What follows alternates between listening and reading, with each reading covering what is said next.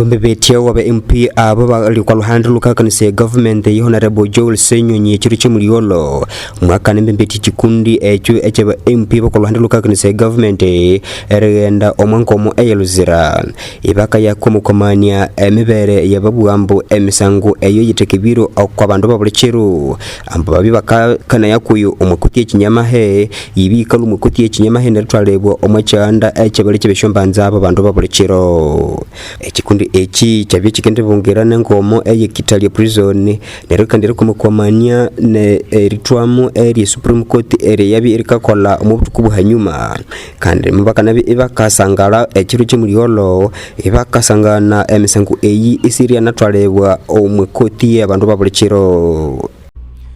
We came today as members of parliament from the opposition to visit prisoners. We have several prisoners at Luzira, Chigo, Chitalia, who are being held there, not because they are being prosecuted, but because they are being persecuted. We have interacted with Dr. Kiza Besije, Haji Obed Lutale, the team of the Bobby Youngs. There's several of them, you know, there's those in Chitalia, Machete, Yasin, Kalanzi Sheriff, and several others. The thing about these individuals, they were sent to jail by the General Court Martial.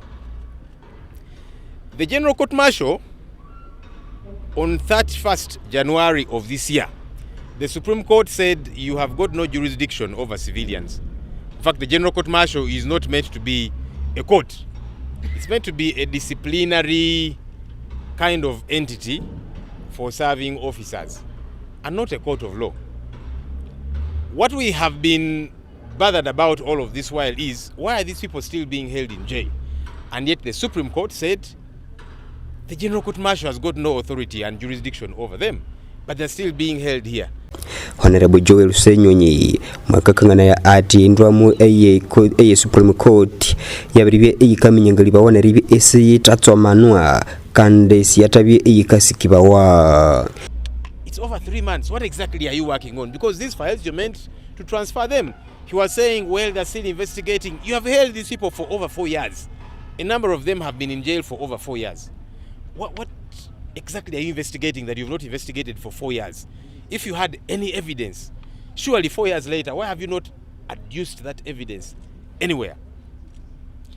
These people are still very strong on their conviction that, one, they are political prisoners. They're in jail because of their political beliefs, all of them. They're not in jail because they committed any offense. Otherwise, some kind of evidence should have been adduced. But none has been adduced to date. And they are demanding for their freedom. They are wondering why they're still being held. Yet the Supreme Court said the General Court Martial that sent them to jail has got no jurisdiction over them. Mwakongera kunene mubwa ati mubana tokira ribi bakabongera Dr. Kiza Besije Hayimana Obedi Lutare ababere bakateke bomwe muri kandi babere bakani bawa ambasibanga balwika okwa bail mwakanongera kunana mubi inakabwa ati yakilo mbere na relwera kwa bwabi bwabanye politiki ababere bakabo hawa kuhika habakesha bakundulira kuzera babaholera isibatana bataka kwa misango. We continue to demand. Honorable Norbert Mao, you're the contact person, you're the minister in charge. You brought a statement which was a very, in my view, shallow statement. It had no content at all. What we want to see is either release these people, free them. Free them. Or if you have anything on them, take it to the civilian courts and then we can follow up from there. Mwatsi oyu alias akawa aha Rwenzoris TV.